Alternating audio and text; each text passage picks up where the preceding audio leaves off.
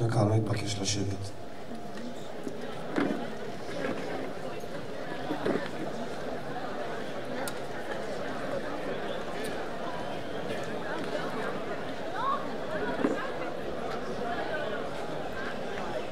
אני מתכבד לפתוח את טקס הזיכרון לשואה ולגבורה תשפ"ה.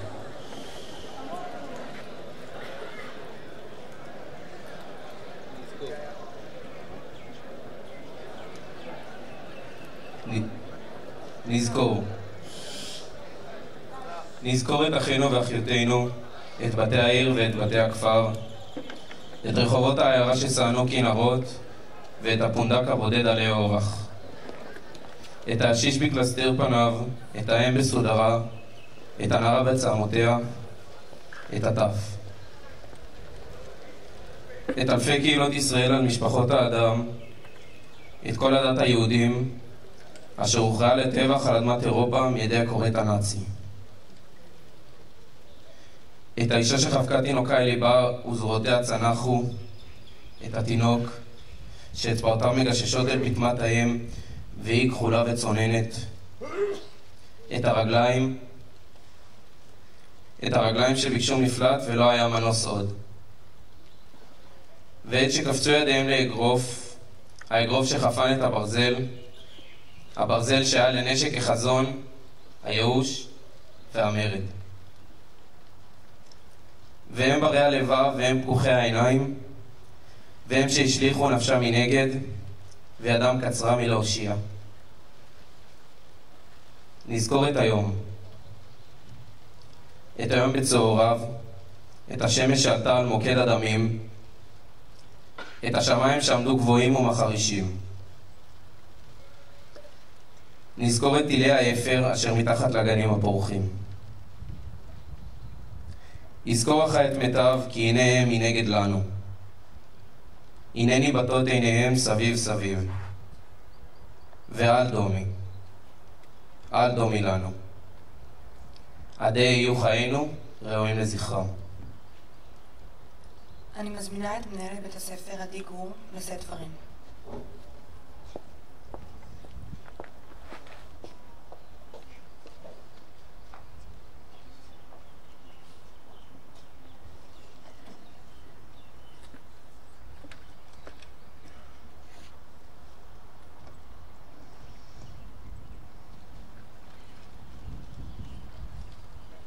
לחזור ולחיות.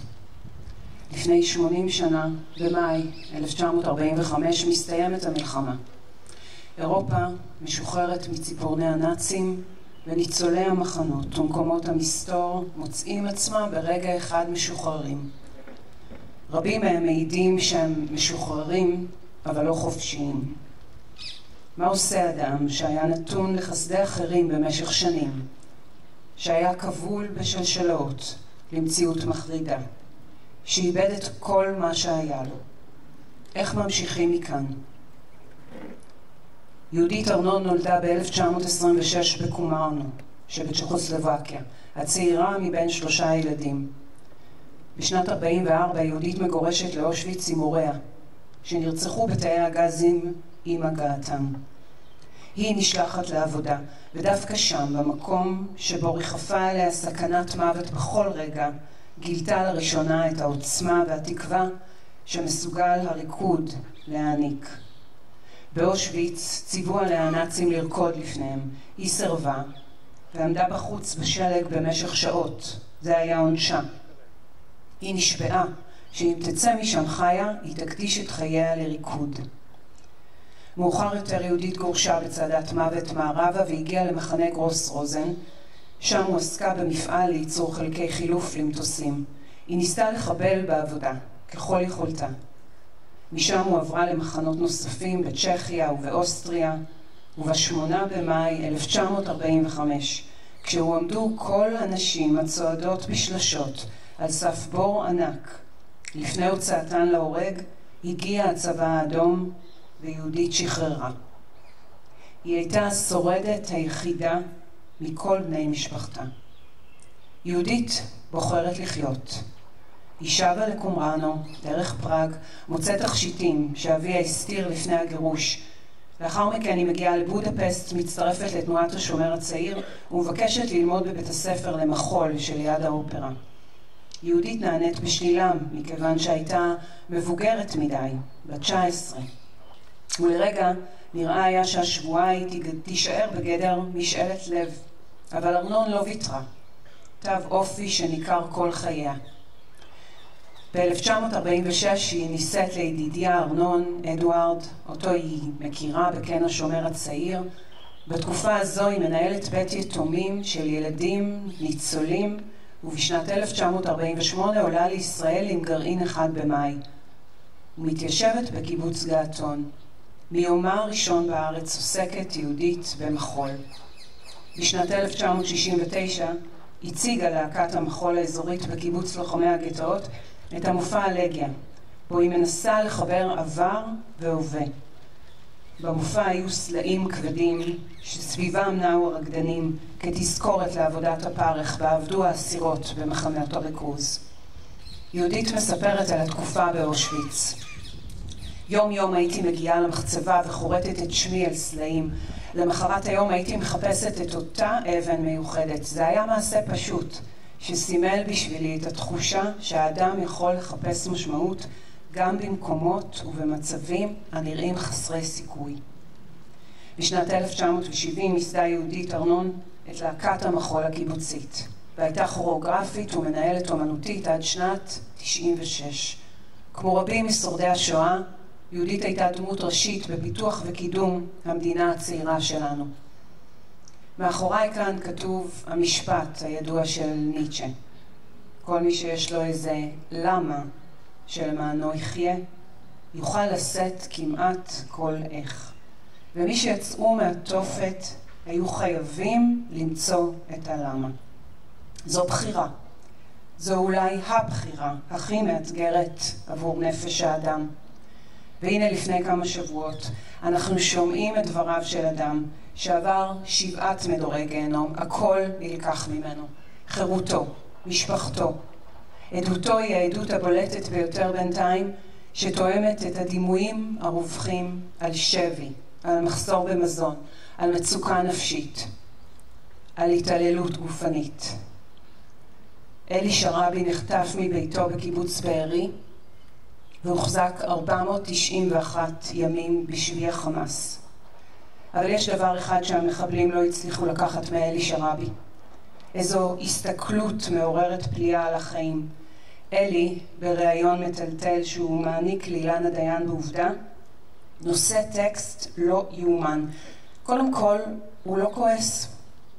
הוא מודה על חזרה למשפחה שלו, 16 חודשים אחרי שנחטף.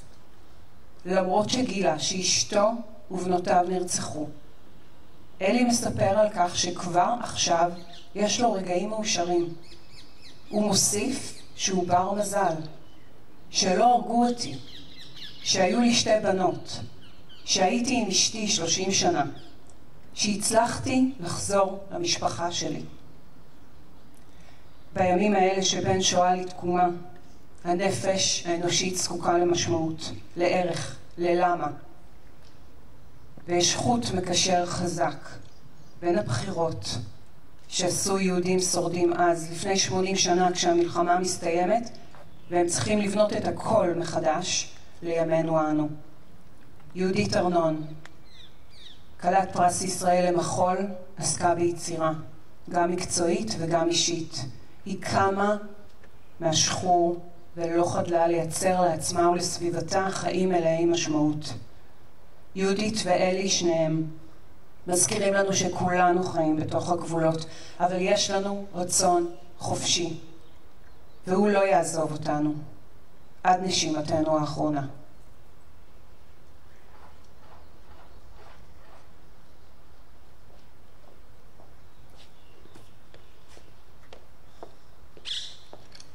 כולנו מחפשים משמעות, מחפשים סיבה לקום בבוקר, הצדקה לשאלה למה אנחנו כאן, מה המטרה שלנו בעולם הזה, או מה לעשות עם החיים האלה שניתנו לנו. אך יש רגעים שבהם החיפוש הזה נעשה קשה, והוא נראה בלתי אפשרי. רגעים שבהם אדם שחי עד עכשיו חיים מלאים, מאבד את הכל ברגע אחד. את ביתו, את משפחתו, את האהובים שלו, את עצמו. שנדמה שהכל נלקח ממנו בפתאומיות, ושנראה שכל מה שנשאר לו זה ייאוש וחושך וסוף. אבל גם בתוך החושך הזה משהו אחר צומח, משהו עיקש, שלא מוכן לוותר, משהו שמאפשר למצוא סיבה אחרת, חדשה, משמעות. ניטשה אומר, מי שיש לו איזה למה שלמענו יחיה, יוכל לשאת כמעט כל איך. היום נספר את סיפורם של אלה שאיבדו הכל, אבל מצאו את אותו הלמה שהחזיק אותם בחיים, של אלה שהגיעו עד לתחתית ושם בחרו מחדש בחיים ומצאו דרך לשאת באמצעותה את כל האיך שהיה סביבם ופקד אותם. של אלה שסירבו להיכנע ולהתמסר לחושך, לקפוץ על הגדר החשמלית ולסיים את איסורם ובחרו במקום באמונה, בצלם האדם, באנושיות. של אלה שבחרו למצוא משמעות. בספרו הזהו אדם מתאר פרימו לוי, שורד מחנה העבודה אושוויץ מונוביץ', את התחתית העמוקה אליה מגיע היהודי בחיי המחנה. עד התחתית הגענו, לשפל המדרגה. למטה מזה אי אפשר לרדת. לקחו את הבגדים, את הנעליים, ואף את שערותינו לא הותירו לנו. אם נדבר לא יקשיבו לדברנו, ואם יקשיבו לא יבינו. עוד מעט גם את שמותינו יתלו. אם בכל זאת נרצה לשמור עליהם, יהיה עלינו לאזור את כל כוחותינו, כדי שישרוד דבר מה מאיתנו. דבר ממה שהיינו. עתה, שבו בנפשכם אדם שניטלו ממנו ביתו, הרגליו, בגדיו, רוחק מיקיריו, הכל, כל מה שהיה לו. אדם כזה לא יהיה אלא קליפה ריקה. לא נותר לו דבר, הוא אומלל וחסר אונים. לא נותר לו כבוד עצמי, הוא לא יכול עוד להבחין בין טוב לרע. מי שניטל ממנו הכל, בהינף יד, גם אישיותו ניטלת ממנו, בקלות יתרה. הוא הופך ליצור נחות ביותר, שקל להחליט לאמיתו בלי מחשבה תחילה. ליצור כזה אין להתייחס כאל בן אדם. במקרה הטוב ביותר, יישפט לחיים או למוות בשל שיקול של תועלת. אולי כעת ניתן להבין את המשמעות הכפולה של השם מחנה השמדה. ואולי יובן עכשיו מה אנו רוצים לבטא במשפט להיות בתחתית.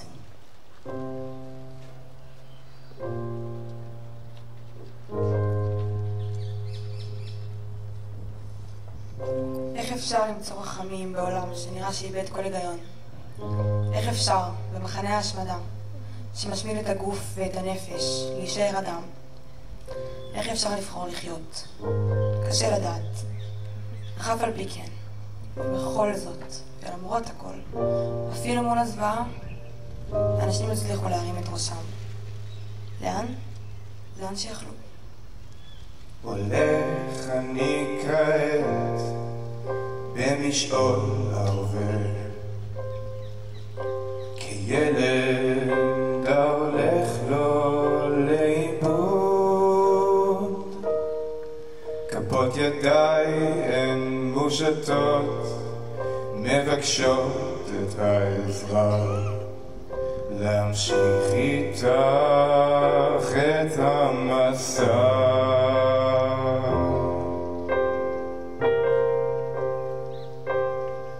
ובצדדים הפרחים כאילו איבדו את זהותם, מחפשים עוד קרן אור שתעזור,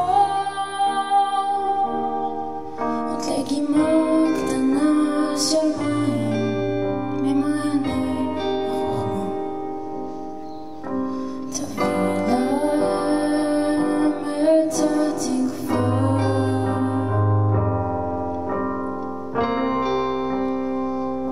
ארים ראשי, אשא עיניי אל ההרים במרחקים, וקולי יישמע כזעקה, כתפילת האדם, וליבי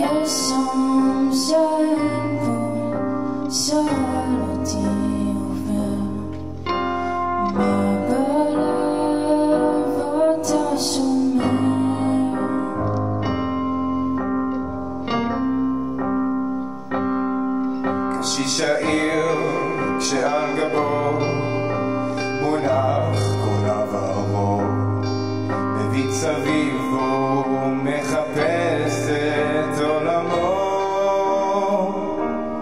כשההווה כל כך קשה לא אומר דבר, ארים ראשי אל המחר.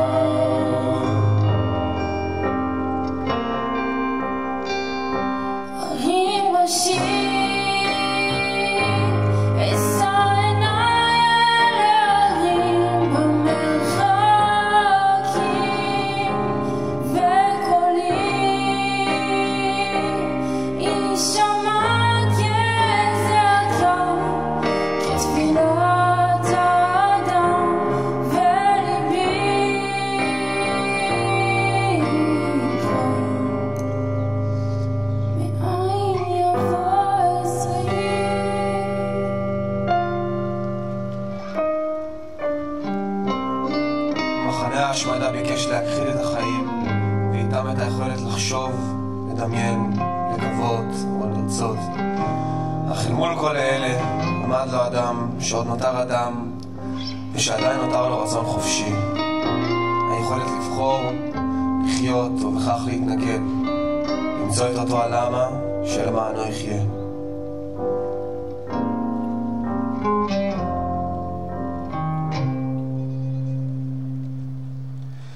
ויקטור פרנקל, שורד מחנה השמדה אושוויץ, כותב בספרו האדם מחפש משמעות. אנחנו שהיינו במחנות ריכוז זוכרים את האנשים אשר היו עוברים בין צריף לצריף כדי לעודד רוחם של אחרים, כדי לפרוס להם מפרוסת לחמם האחרונה.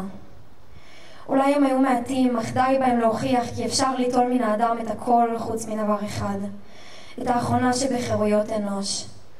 לבחור את עמדתו במערכת נסיבות מסוימות, לבחור את דרכו.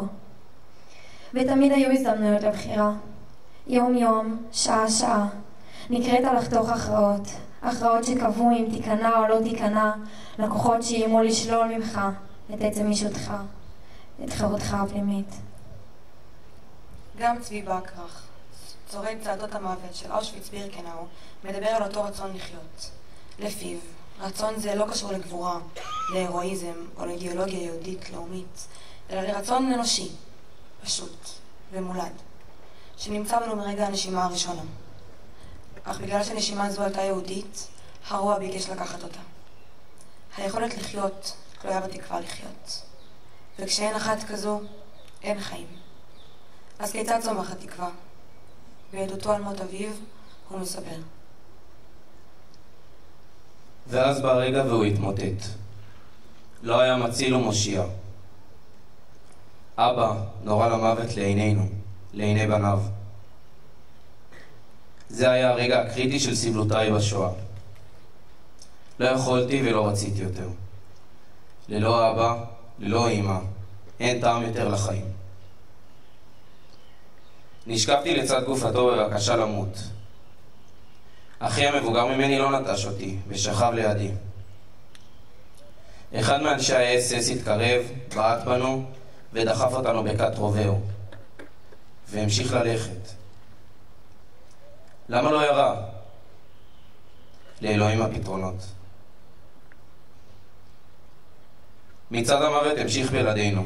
היינו חופשיים. מומנט הייאוש, התחושה של אובדן ההורים ועימם התקווה להמשיך את החיים התחלף בין רגע לזיק של תקווה, לרצון מחודש לחיות. אהרון אפלפלד, שורד שואה מבוקובינה, נזכר גם הוא בזוועות, אך רואה בהן דברים אחרים. זיכרונות המלחמה, מלחמת העולם השנייה. אני מקווה שזה לא יפתיע אתכם, הזיכרונות האלה קשורים אצלי בהרבה אהבה, אין סוף אהבה. מי שהיה בגטו ראה איך אמהות מגוננות על ילדיהן, אמהות לא אוכלות ורק מאכילות, איך נערים ליוו את הוריהם כדי לא להשאיר אותם לבד, והגנו עליהם. עד לרגע האחרון. כשאני שואל את עצמי מאין נובעים הכוחות לכתוב, זה לא מתוך מראות הזוועה, אלא מתוך מראות האהבה שהיו שם בכל מקום. העולם שלי לא נשאר בדמות עליין, העולם שלי לא נשאר בדמות הרוע שאי אפשר לתקן אותו, הרוע האינסופי. נשארתי עם בני אדם ואהבתי אותם.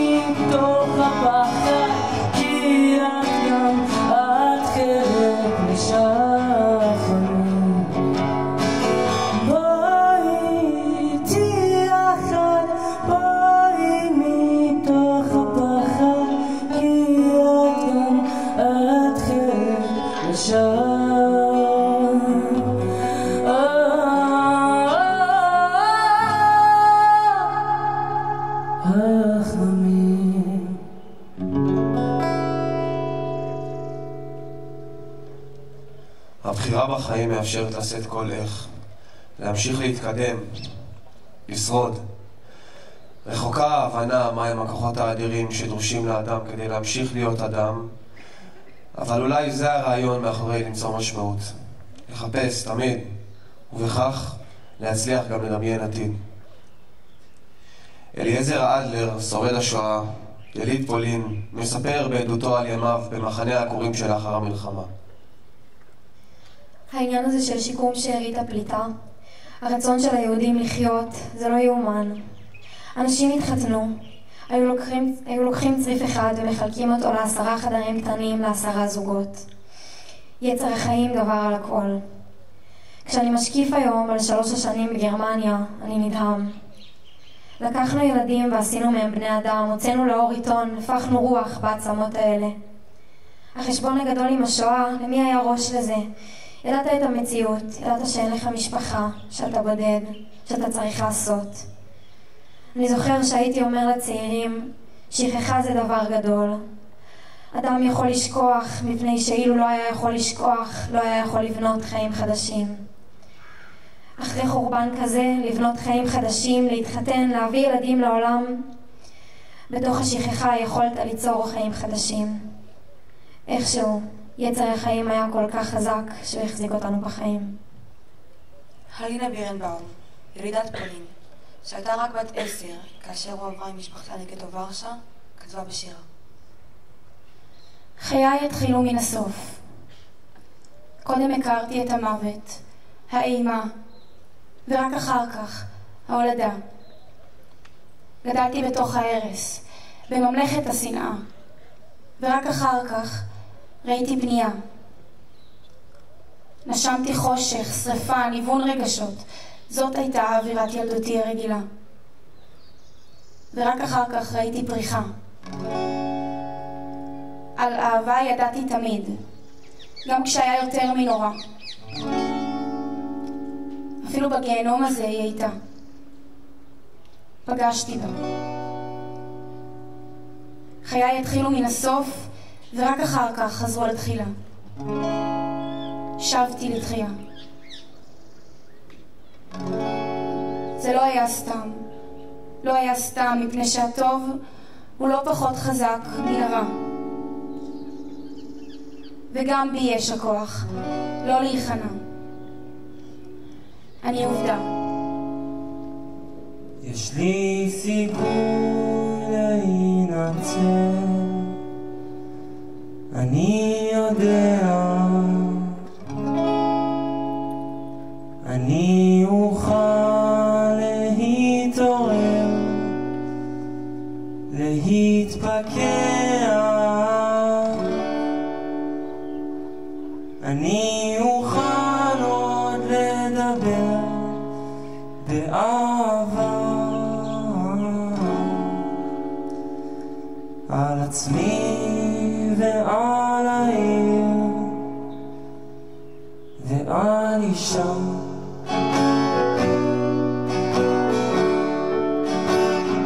כבר עכשיו אני פחות כועס, וגל שקט של רגש מתפקע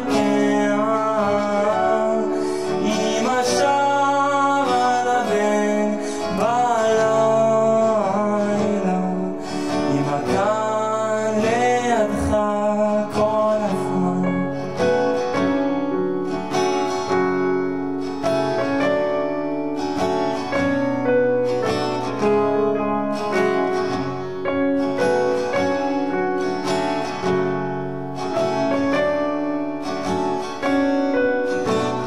אני מרגיש שמשהו משתנה, העייפות תחלוף, האור יעלה, ואז אכיר אותך יקירתי, ומיד תכירי את אותי. תמיד פחדתי להשתגע, שהלב יקבע ויתרוקן, אבל עכשיו כמו שאני יושב,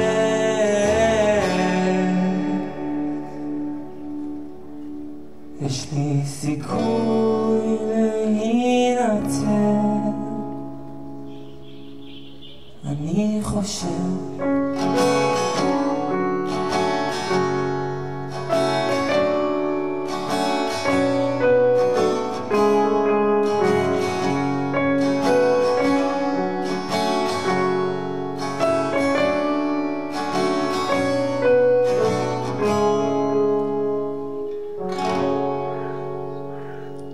לשירת התקווה, הקהל מתבקש לעמוד.